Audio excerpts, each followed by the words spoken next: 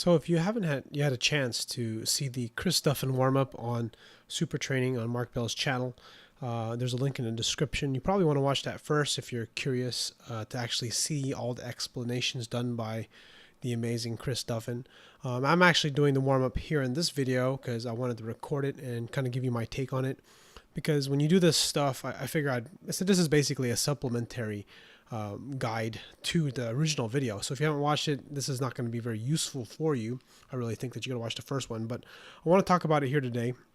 And just kind of, anytime you do something brand new, whether it be a warm-up or just any new exercise, you're going to feel kind of stupid doing it, especially when you're doing single leg stuff, because you're not exactly sure what you're supposed to feel. Like this particular exercise, or warm-up, that's essentially a dynamic stretching movement.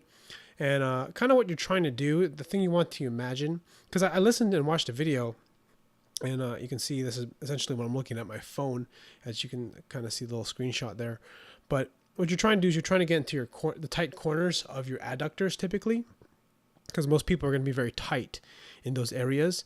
So when you rock back and forth, you're essentially stretching your adductors, your adductor magnus, kind of the largest inner thigh adductor muscle.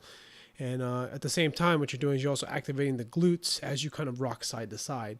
I mean, they went through the explanation pretty fast, but I did it a few times, and I've kind of made this sort of a staple warm-up. It's not. I used to spend a lot of time stretching, and I've kind of moved away from stretching and spend more time towards what Mr. Duffin has been doing more of, which is essentially a solid warm-up of activating muscles.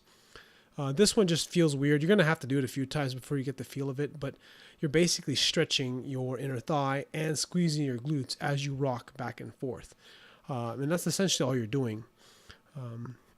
So that's what this is. And the next part here is the split squat, which I don't know. I don't really care for this that much, but I wanted to go through the entire thing and not think about it, which is kind of the idea when you follow a sort of video like this, is that you're stretching your hip flexors, which kind of help you minimize excessive arch in the back.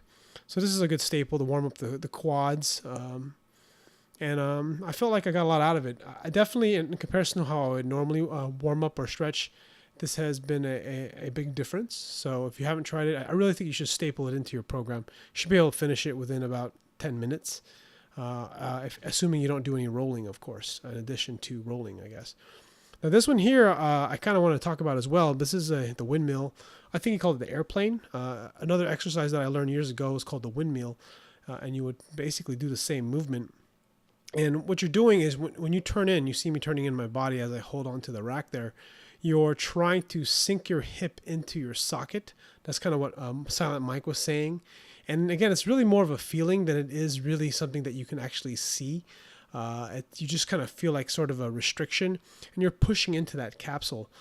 It's kind of like, it might almost feel like a little bit of a pinch. You might actually feel your piriformis and your glute stretch a little bit. And then when you rotate out, you'll feel your adductor stretch as well because of the way you're displacing your weight.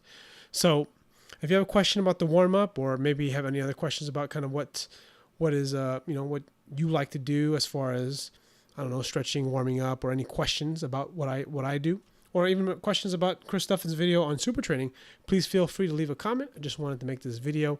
I made this video weeks ago, and now I'm adding it now. So thanks for watching. See you guys on the next video.